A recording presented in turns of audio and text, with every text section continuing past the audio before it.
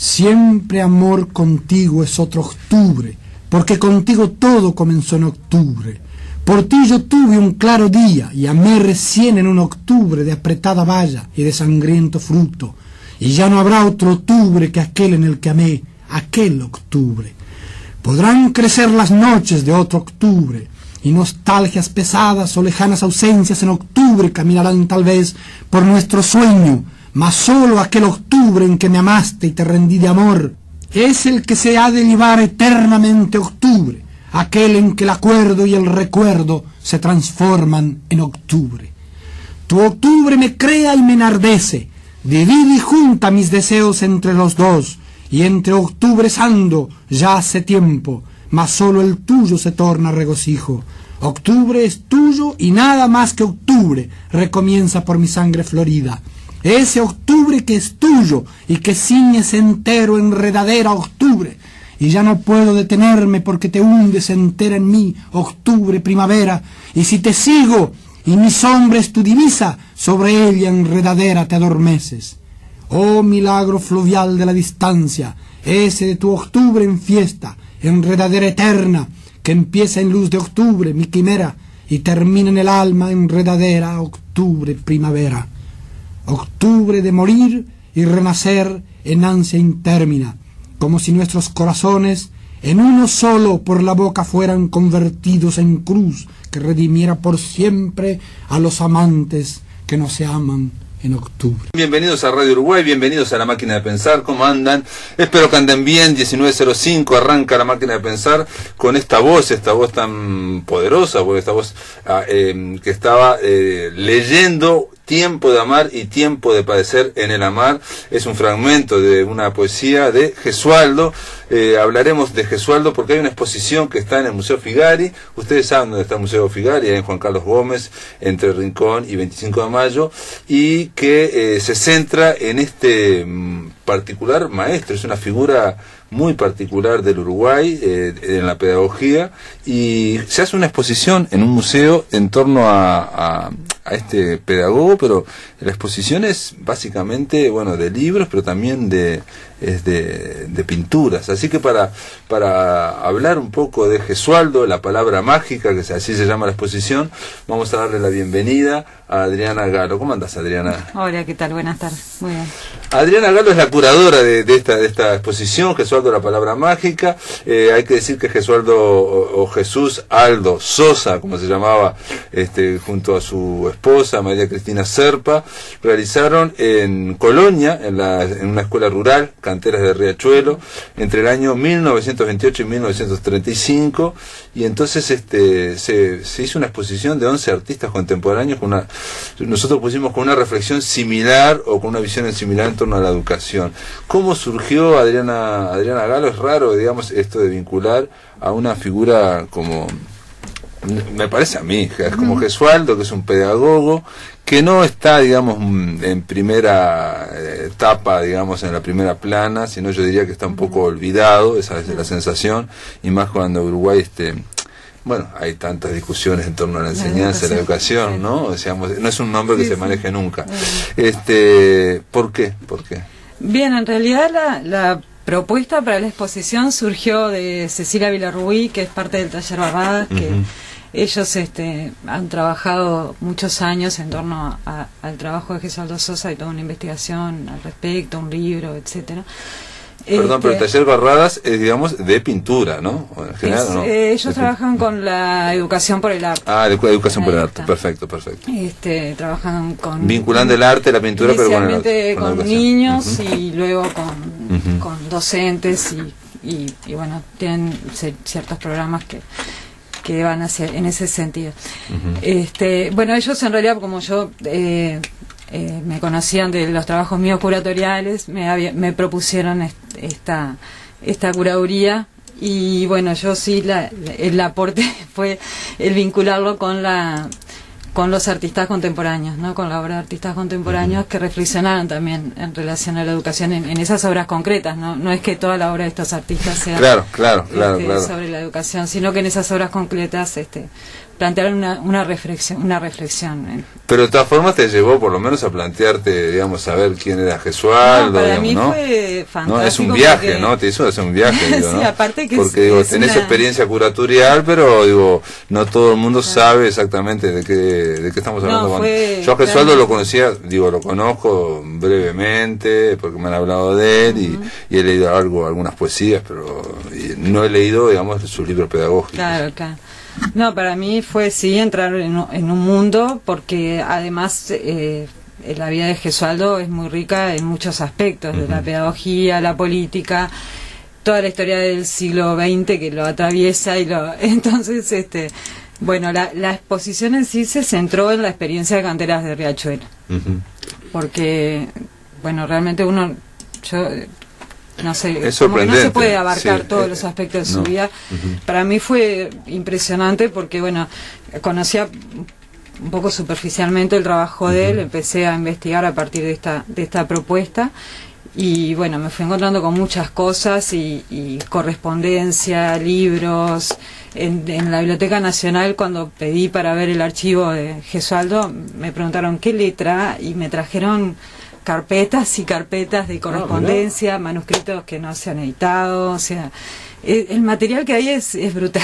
Hay, por ejemplo, una de las cosas que está expuesta es un libro de poesía de Rafael Alberti, que está, Rafael Alberti también pintaba, dibujaba, está dedicado, digamos. Sí, ese libro lo tiene porque prácticamente todo el material que está en la exposición de Gesualdo es prestado por la familia. Claro, lo aportó la familia. Gabriela y Beatriz. Y lo tenía Gabriela en su casa, y bueno, yo había visto ya en la Biblioteca Nacional toda la correspondencia de Alberti con Gesualdo, y bueno, me gustó ponerlo porque en esa parte, aparte que es como de fotos, correspondencia, etcétera, por todo eso entrañable, esa relación por el tema de la guerra civil, todas esas correspondencias. Y todo. Estamos hablando de un pedagogo que fue un maestro, digamos, un maestro rural. Su esposa también era directora de la escuela rural, que fue destituido por la dictadura de Terra, ¿no? En el año 35, sí. ¿no?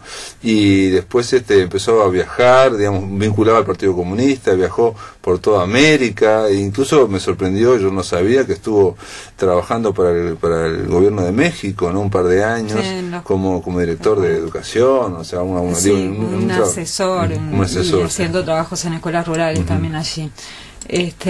Y sí, yo creo que... y alguien que planteaba, la educación con los niños desde el punto de vista, digamos, las ideas es un poco lo que es la escuela nueva, ¿no? Una escuela, una enseñanza activa donde el contacto con la naturaleza, uno lo escucha, digamos, y lees un poco las ideas y te sorprenden, ¿no? Sí, aparte son temas que parecen como muy actuales y como que en realidad parecen muy modernos y que en muchos lugares se aplicaran, pero la profundidad con la que él trabajó en el tema con los alumnos de Cantera de Riachuelo, creo que no tiene comparación en la actualidad, ¿no? La idea de hacer de hacer que la enseñanza sea muy práctica, digamos, y sea sobre todo con un gran énfasis en que los niños se expresen artísticamente. Sí, bueno, el título de la exposición en sí hace referencia a eso. La palabra mágica es la expresión, ¿no? La idea de buscar transmitir la enseñanza a través de encontrar la expresión de las necesidades del niño, y la expresión artística y la poesía. Uno de los libros es de las 500 poesías de los niños de Cantera. No, y aparte hay toda una especie de, digamos, de lugar ahí en el Museo Figueroa donde están las pinturas, los dibujos que hicieron los alumnos Estamos hablando de los alumnos de este hombre del año 31. Y que además de un medio rural, me fijé en las fechas, de condiciones muy pobres, en la mayoría. Y algunos están muy bien. No, es impresionante, cuando uno los ve es realmente increíble la conexión que ellos tienen con el trabajo, ¿no?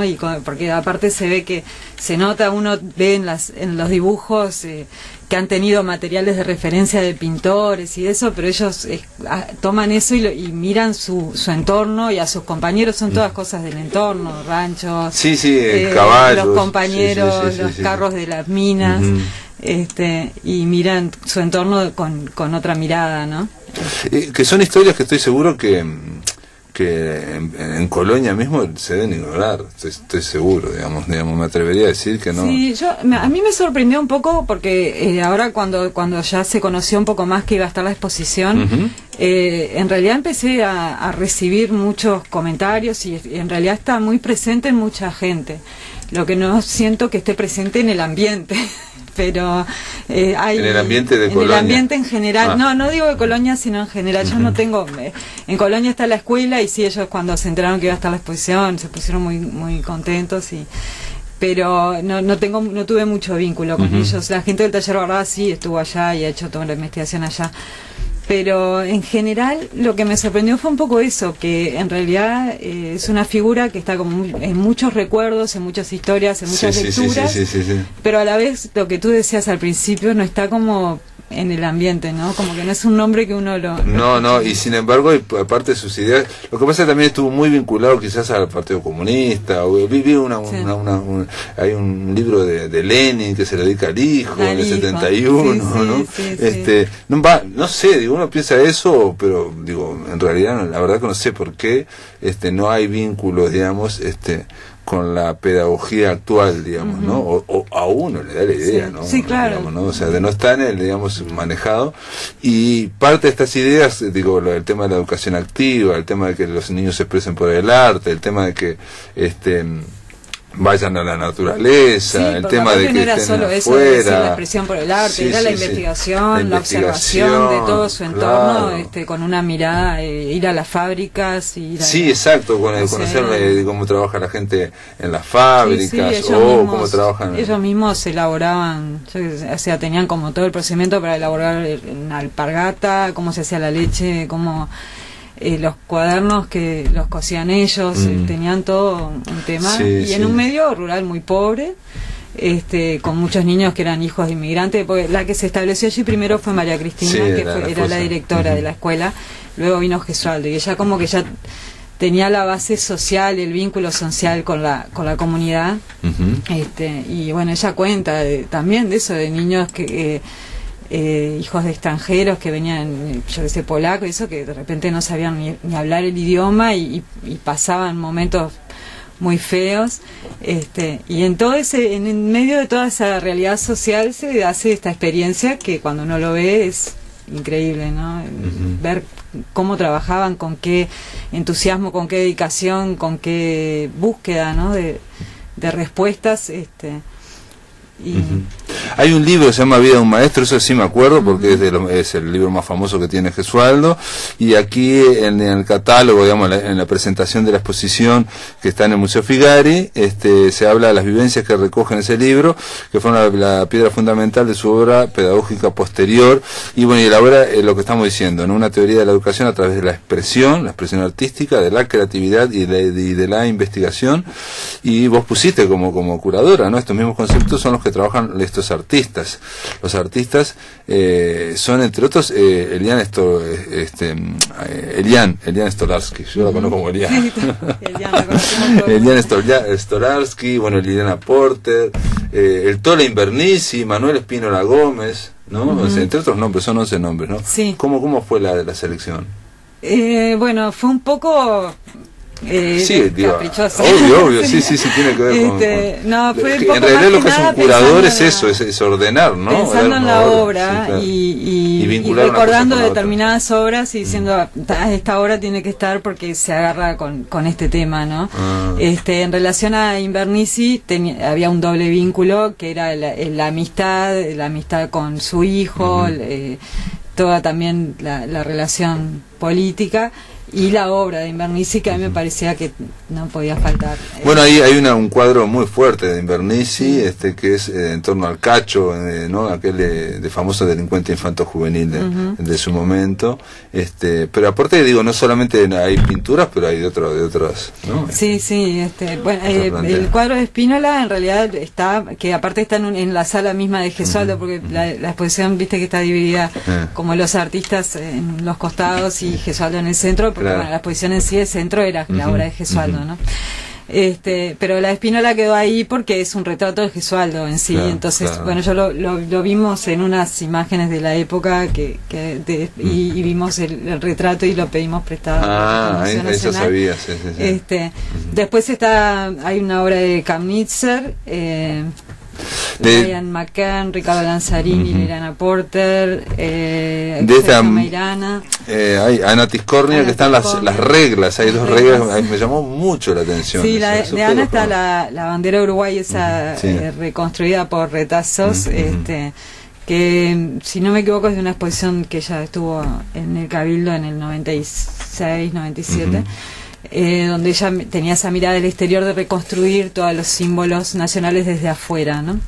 Y las reglas son más recientes, sí, y sí, eso caprichoso de quien toma la medida, ¿no? Una regla es recta para tomar todo tipo de medida y la otra para curvas claro, para curvas leves, dice, ¿no? O sea, son dos reglas, pero una está curvada, lo cual es ¿no? Es como un chiste, y de última tiene que ver con el planteo que hace Gesualdo de la educación, ¿no? De que no se pueden aplicar moldes fijos y estereotipados y desde afuera, ¿no? Claro, en el caso de Gesualdo hay que decir que también él se hizo de alguna forma, se vinculó a la educación por una mala experiencia que tuvo con un maestro con el que lo marcó a fuego, ¿no? Adriana, esperamos un poquito, vamos a hacer una breve pausa, amigos. Estamos conversando aquí en La Máquina de Pensar con Adriana Galo. Ella es curadora de esta exposición que se llama Gesualdo, la palabra mágica. Es curadora de la parte artística, digamos, ¿no? En realidad de todo. El material que está de Gesualdo también. Perfecto. Con la ayuda también de la gente del Taller Barradas, que fueron quienes me vincularon, fue toda la selección y la decisión de qué poner en la sala. Correcto. Bueno, pero entonces quiero decir que la exposición no es solamente artística de estos 11 artistas, sino que también tiene mucho contenido en torno a primeras ediciones, fotografías de Gesualdo, en fin, manuscritos, libros inéditos, hay un video, un documental, digamos. O sea, aquel que quiera ir, porque también Gesualdo era poeta y hay poesías, en fin, realmente es un buen panorama para saber quién era Jesús Aldo Sosa, que firmaba como Gesualdo. Después de la pausa seguimos, amigos, aquí en La Máquina de Pensar. En el aire de Radio Uruguay, La Máquina de Pensar. Continuamos, amigos, en La Máquina de Pensar. Estamos conversando con Adriana Galo. Ella es curadora de Gesualdo, la palabra mágica, una exposición que va en el Museo Figari. El Museo Figari ya lo conocen, está en Juan Carlos Gómez, entre Rincón y 25 de mayo. Esto va de martes a viernes de 13 a 18 horas y los sábados de 10 a 14 horas. Y bueno, como veníamos diciendo, se centra en la figura de Gesualdo, una figura que digamos que fue que tuvo muy poliédrica, porque no solamente se dedicó y escribió sobre pedagogía, sino que también escribió poesía, también escribió ensayos, estaba vinculado a artistas, obviamente planteaba el tema de la expresión artística para los niños, ¿no? Como forma de, ¿no? Un poco de romper con esas fronteras entre lo que es ser un pintor y lo que es la expresión plástica de los niños, por ejemplo, ¿no? Sí, sí, la presencia del arte en la vida cotidiana. ¿Y Kamnitzer capaz que lo conocía o no? Porque estoy pensando, digamos, en lo que son más... No sé si personalmente, sí, cuando le comenté de la exposición, le invité, él me enseguida me dijo... Correcto, sí, conocer la figura, sí. Pero no sé realmente. No, pero claro, me refiero que para él sí, Kamnitzer es, para Kamnitzer seguramente por una cuestión generacional. Sí. Seguramente Eliana Stolarski no la conocía o tuvo que aprender y meterse más. Claro, ¿no? Sí. De todas formas, fuiste vos como curadora la que hiciste esa selección. La que es un poco la unión, sí, pensando... buscando esas obras que se vincularan con la exposición en sí, ¿no? Y bueno, ahí está la obra de Alejandra del Castillo, que son las plumas que ahí hay de la época. Es uruguaya, perdón, yo no la conozco, Alejandra. Sí. Tiene hay algunas que son del 95 y otras que son ahora del 2017, y bueno, era un poco eso de dibujar descifrando Es un juego con la representación, ¿no? Pone ahí Claro, unas plumas, pero dibuja. Y después está el dibuja. pero ese es el de Liliana Porter, ¿no? Hay de un Liliana pajarito. Porter. Sí, ese diálogo Entre un pajarito y un... que es una figurita de material que está como en diálogo con otro ser dentro de una taza, ¿no? Que está en la taza, Sí, digamos, es ¿no? como Ese la tipo. real y la representación, pero a la correcto. vez está todo dentro de la representación. Todo es representación, claro, pero es como que uno y se la ve- obra de Liliana también de la corrección esa, ¿no? Que es tan brutal porque es corrige un garabato, Sí, ¿no? un mistake, dice, ¿no? Un error, ¿no? Sí, sí. ¿no? Un tremendo error o algo así. Un se llama. terrible error. Un terrible error. Después está la obra de Lian, que tiene todo este relato de fuerte, familiar y de herencia familiar en él, que es como un libro grabado, ¿no? En la memoria, digamos, familiar. La obra de Lanzarini, que es este atelier de Malevich, como Malevich Fellowship, que es como eso también de enseñar de una forma repetitiva el arte y tan superficial en cierta forma, y a la vez los que están aprendiendo están tratando de descifrar esos cuadros y ese enigma del Malevich. Todos tienen un punto, salvo la de Lian, tienen un punto de humor, ¿no? Todas tienen un punto, ¿no? Sí, no, es verdad. ¿No? Tienen es verdad. un toque ahí, digamos. Sí, en general, bueno, de la de Patricia Betancourt también, lo que es la obra con Pizarnik, ya tiene otra carga también más melancólica en su poesía. Bueno, Brian McKern, Brian, te pregunto, ¿no es uruguayo? Sí, él trabaja en... Disculpame, pero no conozco nada de artistas.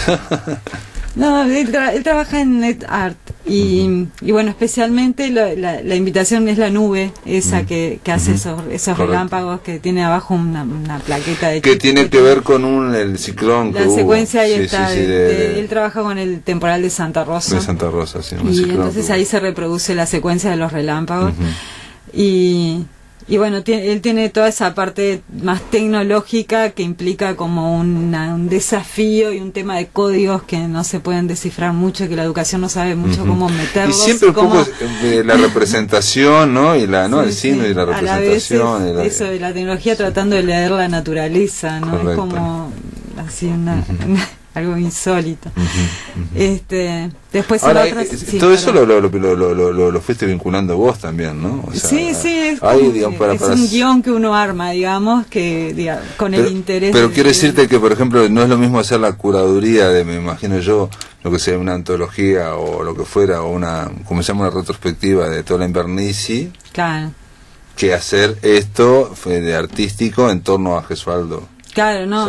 En realidad uno... Me parece que es como una más... en esta exposición lo que creativa, uno busca tuya, es... ¿no? Sí, o buscar como diálogos, digamos, con la otra parte de la exposición, que tenga siempre un vínculo, que no quede descolgado, ¿no? Una cosa de otra, y que no acaparen el espacio que le pertenece en realidad al tema, el tema central, aunque es medio imposible, porque las obras de los artistas contemporáneos... Sí, aparte de las obras siempre... Te encanta ir a ver y estar ahí. Exacto, y aparte de las obras en general en pintura, como que, pasa lo mismo con la literatura, la música, digamos, en general una obra artística dialoga, pero más que nada requiere atención, absorbe la atención, ¿no? Digamos, es un mundo que intenta, ¿no? Y sí, aparte en esta, así cuando es una colectiva, es como que son muchos mundos, porque claro, y queda, porque bueno, y queda recorriendo un poco también en el recuerdo de cada artista, la obra de ese artista. Claro.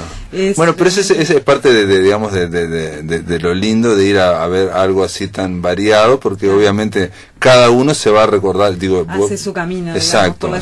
Vos me estabas mencionando otras obras y a mí algunas no me quedaron, otras las tengo vívidas y claramente, digamos. Sí, ¿no? Creo que de las que después estaba la de Sergio Meirana, que es el mirador ese que está el hombre desesperado corriendo adentro con el cartel del éxito. Que bueno, que ahí es más un poco el vínculo de toda esa carga social que llevan las personas, ¿no? Sí, que es el único que podría hacer más una escultura, si se quiere, ¿no? Sí, es que él trabaja la talla en madera. Y la de Kamenitzer, que es esa bajando la escalera, no sé si que son las dos líneas paralelas, que son escrito a mano todas frases en relación a la vida, y después arriba desechos encontrados en el museo, ¿no? Claro. Esa idea que, bueno, la vida y la muerte, no sé, como las dos líneas paralelas que se cruzan en el punto en el infinito, y bueno, uno no sabe si no está ahí el punto infinito en algún lado ya, si está por llegar o no. Bueno, también tiene, digamos, con esa filosofía, por lo menos, o ese planteo, digamos, de la enseñanza, que no solamente es circunscrita, que tampoco Gesualdo también lo planteaba, no solo a los contenidos curriculares habituales de matemáticas, sino vincularlo con algo más más holístico, si se quiere, o más más amplio, ¿no? Más, sí, ¿no? sí, mucho forma. Del análisis de los niños y muchachos ya, porque también habían algunos que tenían 13, 14 años, pero bueno, en ese momento y en esa época de la enseñanza es como todo una cosa... estaban todos juntos, ¿no? Iban como recorriendo un camino de aprendizaje en la escuela rural, que era lo único que estaba allí. Y él hay un trabajo muy específico que lo vamos a incluir en el catálogo de la exposición, que se presenta o la última semana de septiembre o la primera de octubre, y que va a ser también cuando se presente el catálogo, yo aprovecho porque después no me olvido. ¿Sí? Vamos a presentar el catálogo, y aparte se va a hacer una mesa de un ciclo que hace el museo todos los años, llama Figari Pensador. Ajá. Este año, en vez de hacerlo en 3 jornadas, el museo decidió hacer en cada exposición una mesa de este ciclo, Figari Pensador, en la cual relacionar lo que está en el museo temporal con Figari, que es la figura central del museo. Sí, sí. En este caso el vínculo es por la va pedagogía. A ser Gesualdo y Figari, Gesualdo. la pedagogía del arte. Claro. Y bueno, ¿Y quién va a estar? entonces, ¿Ya saben o no? Sé que Nancy Carvajal va a estar, Elizabeth Ibaldi va a estar, y después está por confirmar. Bueno, muy bien. Igual nosotros vamos a informar acá después de la máquina de pensar. Amigos, si ustedes van al blog de la máquina de pensar y cliquean, bueno, el miércoles Gesualdo la palabra mágica, van a ir al Museo Figari directamente y van a poder leer, digamos, lo que es el catálogo o la presentación de la curadora Adriana Galo. Y si no, van a Google y ponen, ¿no? Museo Figari, Gesualdo, y los manda directamente. Digo para aquellos porque hay fotos, una foto espectacular de que yo la conocía de Gesualdo, es extraordinaria, y bueno, está el texto de Adriana Galo. Y nada, y simplemente la invitación, reitero, al Museo Figari, que va que dije, de martes a viernes de 13 a 18 horas y los sábados de 10 a 14. Adriana Galo, gracias por estar en la máquina de pensar. Muchas gracias por la invitación.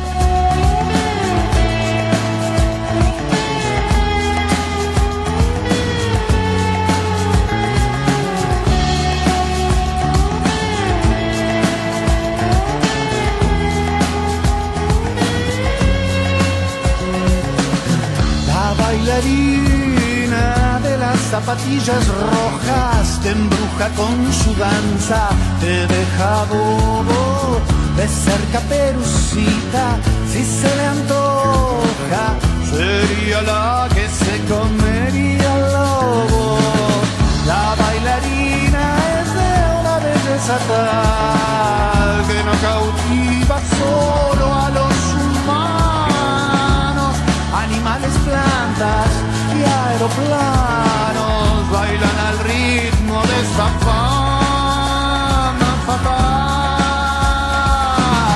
Con sus zapatitos rojos va bailando sin enojo, observándola me aflojo y en su sudor me mojo. Con sus zapatillas rojas, perdida en el inconsciente, margaritas que deshoja afiebradamente. Con sus zapatillas rojas, perdida en el inconsciente, margaritas que deshoja afiebradamente.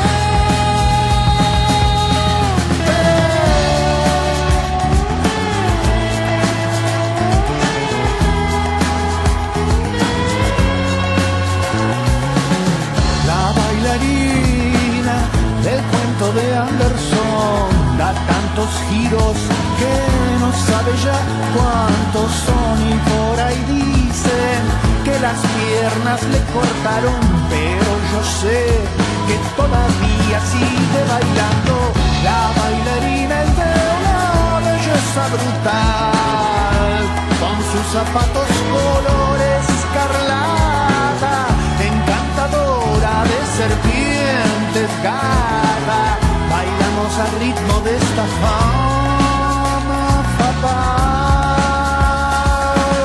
Con sus zapatitos rojos va bailando sin enojo, observándola me aflojo y en su sudor me mojo. Con sus zapatillas rojas, perdida en el inconsciente, margaritas que deshoja y afiebra la mente. Con sus zapatillas rojas, perdida en el inconsciente, margaritas que deshoja y afiebra la mente. Bueno, este es otro Tabela de los embajadores del buen gusto, ¿no? Es Santiago Tabela, el disco se llama Afuera de la Realidad, en este caso es Las Zapatillas Rojas, el tema que estábamos escuchando. En el libro que trae el disco, que se llama Afuera de la Realidad también, digamos, que incluye este disco, cada canción, cada texto de canción está presentado por un prólogo de un escritor. En este caso es el prólogo más largo, que es el prólogo de Gabriela Oneto. Y bueno, sobre este texto, sobre todo el libro, sobre este disco, vamos a hablar este viernes a las 19:30 horas en el Centro Cultural de España, en otro encuentro de Todos Somos Raros. Están todos invitados. Después de la pausa vamos a hablar con uno de nuestros invitados, que no voy a decir quién es, para generar un poco de suspenso. En el aire de Radio Uruguay, La Máquina de Pensar.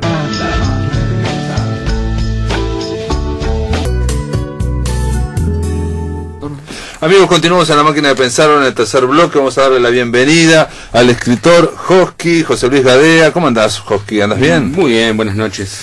Bueno, José Luis Gadea, Josqui, no requiere presentación, pero vamos a decirlo, en poesía publicaste Poemas de Amor, en el 2016 Poemas de la Pija con Uruguay Martínez, ¿no? Tu alter ego, como narrador hacia Ítaca, que me acuerdo que en su momento hablamos aquí, primer premio a la Casa del Escritor del Uruguay, de esa novela, de esa novela, ese relato. Después sos estudiante de filosofía, escritor, performer y músico. No sabía que eras músico, increíble. Coordinás la antología virtual de escritores ultrajóvenes. Y aparte no es solamente una antología, sino que era un ciclo, ¿no? En el Camino de los Perros. Es un ciclo que hoy tenemos fecha. Hoy. Sí, a las 21 horas en Barra 7, Canelones y Florida. O sea, pasé el chivo. Perfecto, en Canelones, Florida, acá cerca, y estamos hablando de poesía ultra joven, entre 16 y 20 años aproximadamente. Por acá pasó Regina Ramos, que estuvo vinculada a eso, y también pasó hace muy poquito Santiago Pereira, que fue uno de los coordinadores en su momento. Pero bueno, pues, y con Miguel Avero, perdón, también sos responsable de un proyecto interesantísimo, que una vez me lo comentaste, y bueno, eso continúa, que es Orientación Poesía, que es un proyecto de difusión de poesía joven en los liceos. Sí, es un taller que hacemos con Miguel, con Santiago, con Regina, donde vamos a leer poesía y a hablar un poco de las motivaciones para escribir, mostrar diferentes lenguajes estéticos, todas esas preguntas que la gente ya de grande hace, son lugares comunes, ¿qué te influencia de todo eso? Son preguntas que está buenísimo contestárselas a los adolescentes, claro, por más que son lugares comunes, porque implica un acercamiento de la cocina de la literatura a secundaria, digamos, que es muy raro. Secundaria enseña literatura, pero no enseña nada que tiene que ver con la producción. Es como, ¿no? Estudiar el pan, pero no hacer panes. Sí, o estudiar solamente el pan, digamos, de aquellos escritores que están muertos. Sí, además. Más o menos, ¿no? Además. Hay una cuestión ahí con el tema de como que, por un lado va la literatura, o digamos lo que sería la disciplina literaria, ¿no? Y por otro lado el arte literario, y como que no se tocan, ¿no? Es muy loco, eso se no quieren que o no sé si no quieren, pero no quieren que, o no se quiere, o no se intenta que los artistas se vinculen con la disciplina literaria. Sí, es como en algún momento los profesores de literatura compraron el mito cientificista, ¿no? De los formalistas y de la estilística española, y eso sirvió para generar prácticas docentes, ¿no? Sí. Pero ese es un mito, porque en realidad, si uno mira las enseñanzas de las artes, en general, o de los oficios, tiene que ver con hacer. Por ejemplo, nadie se cuestiona que si vas a hacer danza en bachillerato universitario, ¿no? O teatro, en fin, bueno, venga gente del teatro, venga la gente de la danza. Sí. Eso o música, tampoco nadie se plantea que no hay problema. Pero en literatura, como que hay un armazón ahí, una disciplina. Eso me lo explicó una vez otro profesor profesor, que es un escritor, que Fabián Severo. Yo no sabía que había esa distinción, digamos, a nivel como teórico, me refiero, no es simplemente, digamos, prejuicios, es sino que él me decía que hay una visión de disciplina literaria, por un lado, que es los profesores de literatura de Lipa, y la idea de que la otra es la práctica artista, que son los artistas, que es por otro lado. Y se asombraría el público si viera la lejanía que hay muchas veces entre los docentes de literatura y lo que está sucediendo en el mundo de la literatura. Bueno, pero vos, Josqui, haces lo contrario, vas a los liceos, tenés este ciclo, hablan con los gurises directamente, quiere decir que hay profesores de literatura que bancan y que les gusta y que siguen, o sea que está rompiendo un poco, digamos, no es tan así. Hay un, digamos, un impulso. Uno no puede pensarse solo. Vos nombrabas a Fabián Severo, es un gran innovador, ¿viste? Fabián, y hay un montón de profesores, ¿sí? Que desde o hacer propuestas directamente, o talleres, o invitar escritores, o pensar actividades en los liceos. Hay un interés en eso, en cambiar eso. Bueno, a Josqui lo invitamos no para hablar de toda la parte de educación y de arte, que la verdad que daría para hablar, y un programa entero, y capaz que vamos a hacerlo en algún momento, pero invitándote a vos, a Fabián y a otros más, porque por ejemplo, sino para hablar de fuera de la realidad, o sea, nos fuimos del tema y ahora volvemos al tema que es fuera de la realidad. Otro tabela de los embajadores de buen gusto, vamos a estar hablando de este disco y de este libro publicado por Yaugurú, y donde Santiago Tabela va a estar con nosotros el viernes, y el esquema del encuentro de Todos Somos Raros siempre es el mismo. Arranca un músico, unos 10, 15 minutos, o lo que cante, digamos. Este año ha estado con nosotros Leo Maslía, Daniel Dressler, Ana Prada y Patricia Kramer y Héctor Numa Moraes. Ahora va a estar Santiago Tabela tocando este disco, parte de este disco Fuera de la Realidad, y después la idea es charlar entre dos escritores, que en este caso va a estar Josqui y va a estar el propio Tabela, porque el propio Tabela también es escritor, por lo menos en cuanto a escritor de letras de canciones, que aparte en este caso estas letras de canciones vienen con un prólogo de Amir Ahmed del libro, y cada uno de las, yo decía, cada una de las letras viene con un prólogo de un escritor, que vos me decías acertadamente, cuando yo digo que cada canción viene con un prólogo de un escritor, significa que se le dio libertad, ¿no? En tu caso, Josqui y otros más, no escribiste un prólogo al antiguo Sansa. No, está buenísimo, porque los paratextos estos que acompañan a la canción de Santiago en el disco libro, cada uno de ellos aborda la canción de una manera libre. Hay desde comentarios casi en tono de amistad, como hace Gabriel Oneto o Aldo Mazzucchelli, y después hay intervenciones poéticas como hace Santiago Pereira o hago yo. Hay relatos que corren en paralelo. Soy el de Patricia Turnes, es una especie de relato corto. Después hay un poema de Isabel Retamoso, que no la conozco, pero Isabel y Juan Manuel Martínez, que son parte del proyecto de Poesía Ultrajoven. Bueno, y Aldo Mazzucchelli obviamente hace una especie de reflexiones teóricas o filosóficas en torno a la letra. En el caso de Patricia Turnes, es lo que decís vos, o sea, Santiago Tabela cuenta una historia, ¿no? Ella es mi novia, que es una historia, una situación. Casi todas las canciones cuentan una historia, y lo que hace Patricia Turnes como prólogo es contar otra historia, un cuento. En el caso tuyo, haces como una intervención, o sea, haces una contrapropuesta, haces un poema. Sí, es como una especie de poema, sí, o como es una especie de referencia crítica, ¿no? La canción es La Princesa, es como una especie de adaptación de libre de La Princesa de Sonatina de Rubén Darío. Y yo lo que hago es como contextualizar eso en tono poético. Hablo ahí del futurismo, de la utopía futurista, caída abajo, y la vuelta del spleen. O sea, de alguna manera este disco es varios regresos. O sea, entre ellos hay como una especie de regreso paródico, ¿verdad? Pero regreso al spleen y al sentimiento del aura poética, si se quiere. No, y lo que intenta este disco, lo cual es muy sorprendente, digamos, porque uno piensa a Santiago Tabela como un artista conceptual, un curador, en fin, director de museos, como del subte, y también obviamente integrante del Cuarteto de Nos, y en lo que él quiere es como imbricar todo, y darle contenido a las letras, realzarlas y hacer, se plantea en el comunicado que Aldo Mazzucchelli también trabajó en la edición, digamos, de las letras, pero como decís vos vas más allá, ¿no? Vos decís que hay como una operación casi filosófica en cuanto a volver a, o sea, decir, si bien se nos dice en el siglo XXI que muchas cosas pasaron, no todo pasó. Yo no sé si hay como, o sea, no diría que hay como una intención, pero es, digamos, la lectura que viendo las canciones hay como algo de eso, de volver a la figura del poeta, digamos. Y no es volver a la figura del poeta en el aire, es volver a la figura del poeta en el rock uruguayo hoy ahora. Correcto. Es interesante porque en realidad en el circuito, al menos el circuito comercial o más conocido, la poesía del Pilsen Rock para acá, en el rock, se la acribilló. Correcto, sí, bueno, lo hablamos con, no fue tan específico, pero Tabaré Rivero, una de las cosas que decía, digamos, que se desmejoró mucho las letras, y es algo que plantea también Santiago Tabela. Pero aparte hay como una cuestión también para alguien que hace rock pop, ¿no? Como es el de alguien de Cuarteto de Nos, y bueno, y digamos, la tónica del disco, no voy a decir, pero digo, no es una tónica opuesta o contraria, me explico, no está en esa misma frecuencia. Sin embargo, fuera de la realidad, hay muchas referencias culturales. Sí, el disco funciona, ¿no?, de manera intertextual y funciona muy bien.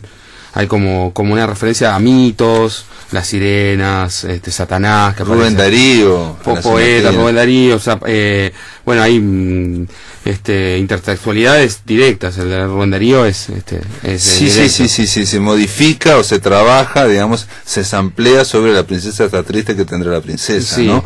Pero también hay, por ejemplo, un soneto de un poeta que yo conocía solo de nombre, que es Javier Villaurrutia, mexicano, y es un soneto, y ahí Tabela descubre un tango, digamos, en ese soneto, ¿no?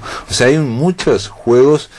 Estos son algunos, ¿no? Porque las zapatillas rojas, ese es el cuento de Andersen, ¿no? De Christian Andersen, ¿no? Igual es interesante porque hay como toda una reescritura de esos textos, ¿no? El prólogo de Gabriel Oneto, que me parece muy bueno, habla de la mirada femenina de ella sobre la mirada de Tabela hacia la mirada del mito la leyenda que cuenta Andersen, ¿no? Y es interesantísimo porque hay como claro, en la canción de Tabela se agarra esa historia, es una historia moral de una muchacha que quiere unos zapatos rojos y cuando los tiene es encantada por el diablo, no puede parar de bailar. Y él transforma eso en la mirada masculina que desea esa mujer, ¿no? Proyecta una lujuria ahí sobre esa muchacha. Aunque le hayan cortado las piernas. Ese es el erotismo o el deseo desenfrenado. Tiene que ver con eso, ¿no? Con una cosa asquerosa. Un amigo asquerosa no, pero una cosa, digamos, de cortar o hacer un recorte sobre, en este caso, la mujer, digamos, sobre lo deseado, ¿no? Sí, pero también hay como una cuestión de la pasión es tal que no importa que no tenga las piernas. Correcto. Capaz que asqueroso no es el mejor término, pero sí. No, correcto. Sí, en el sentido que lo que es repulsivo para otros es sumamente atractivo para el que desea. Sin duda. Después tiene una canción que también, por eso digo, son apuestas medias altas, ¿no? O sea, una canción que se llama Desayuno en Tiffany's. Sí.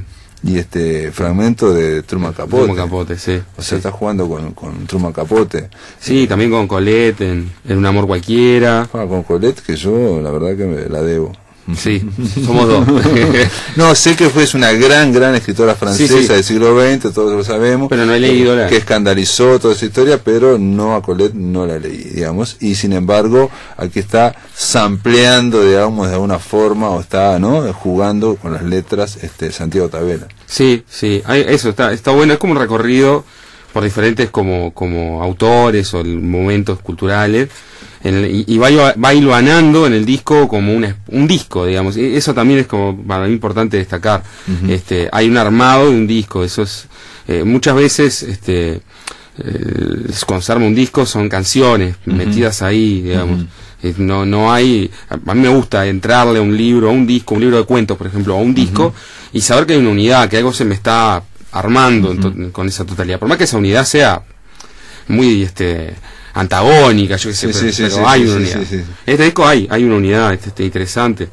En relación al tema del amor, digamos. Del amor, yo te decía otra línea que para mí era como de reflexión en torno al Uruguay, digamos, en torno a, vos me decías un paralelo muy raro, pero que también que te parecía, de alguna forma te hacía acordar a Alejandro Dolina cuando baja a nivel del barrio, digamos, todos temas de alta alcurnia literaria, mítica, y de alta alcurnia occidental, digamos, de literatura occidental y oriental, digamos, y lo baja al boliche, al bar. Sí, ¿no? como una selección de mitos, del Antiguo Testamento, de Oriente, de la China imperial, y de alguna manera los hace dialogar con cosas mucho más cotidianas, lo cual le da un tono paródico. En Dolina eso es clarísimo, y acá también. Hay como una cosa elevada, que tiene que ver con el sentimiento del amor, pero de alguna manera el poeta es burlado, y es burlado en el sentido también de lo patético que aparece en algún momento mencionado. Bueno, sí, por ejemplo, alguien que dice siempre fue mi novia, algo así, ¿no? Pero ella nunca se enteró, ¿no? Sí, y hay varios, digamos, personajes o yo líricos que son burlados. En El amor es de nadie, por ejemplo, es alguien que queda pagando, que queda enamorado y que queda pagando.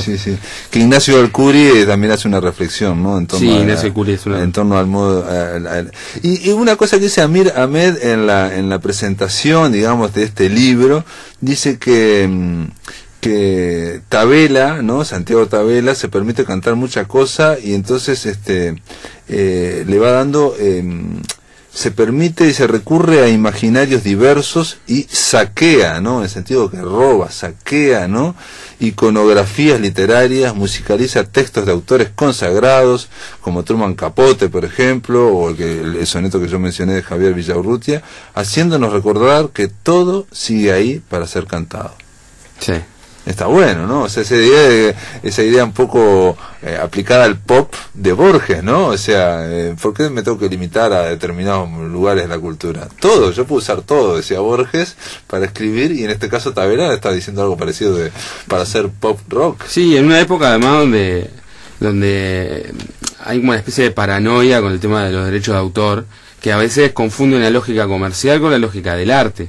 O sea, digamos, la idea de intertextualidad, o de uso, digamos, deliberado de la obra de otro, en algunos contextos sí puede configurar plagio, que es una figura penal, pero en otros contextos no. Pero eso es una cosa loca, pero está plagado. Por ejemplo, yo conozco un montón de gente que escribe, que me dice, yo blog no tengo, pues mirá si me roban el poema. Yo lo he visto, no, pero aparte hay otra cosa, que a nivel de pop rock, yo voy a decir un estereotipo, un prejuicio mío, ¿no?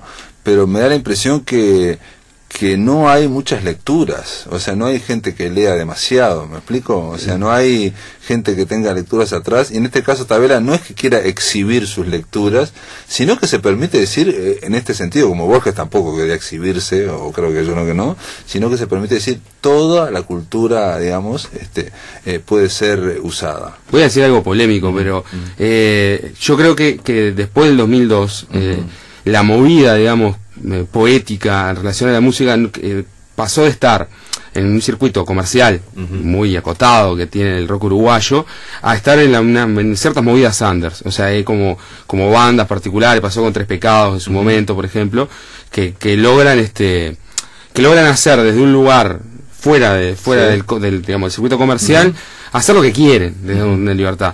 Y es interesante porque hay una especie de, podemos llamarla refugiados del rock uruguayo. Podría hablar de Ricky Musso, de Tabela, y pasó con Garo Araquelian en su momento, que los tipos hacen una apuesta solista por fuera, digamos, de todo el aparato que podría apoyarlo. Digamos, ve Garo hacer Canciones de la Trampa y se lo voy a hacer un disco.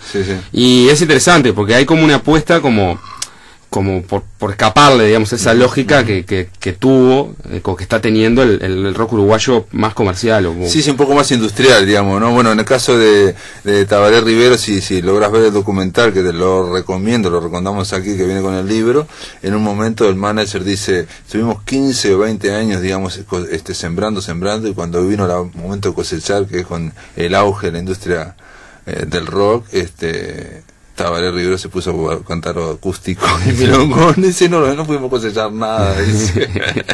En ese sentido, digamos, porque hubo realmente un relanzamiento del rock a nivel económico muy importante, después del 2002, como decís vos, ¿no? Y también aparecen posturas. Pero bueno, todo esto vamos a poder conversarlo el viernes, esto es solamente una punta, y también la idea es conversar con Santiago Tabela, de cómo fue todo esto que decimos nosotros, en torno a este proyecto proyecto que se llama Fuera de la Realidad. Joski, una cosa que no dije es que acabas de editar un libro de cuentos. En cuanto me lo manden, bueno, vamos a pedir y digamos te vamos a invitar para charlar de tu libro de cuentos. Pero bueno, lo fundamental ahora es para invitar amigos este viernes a las 19:30 horas en el Centro Cultural de España. Joski, vas a estar ahí, ¿no? Sí, claro. Gracias por estar acá. No, gracias a vos por la invitación, y bueno, los esperamos el viernes. Muy bien, mañana amigos vamos a recibir a Clay Espinosa, que hoy estaba presentando su libro en el Museo Figari, Colirio para águilas, Colirio para águilas, para la vista, un libro de ensayos y errores. Clay Espinosa va a estar mañana acá, es un hombre de Tacuarembó, y vamos a estar hablando de este libro editado por la Cátedra Washington Benavides. Esto es todo amigos, que lo pasen muy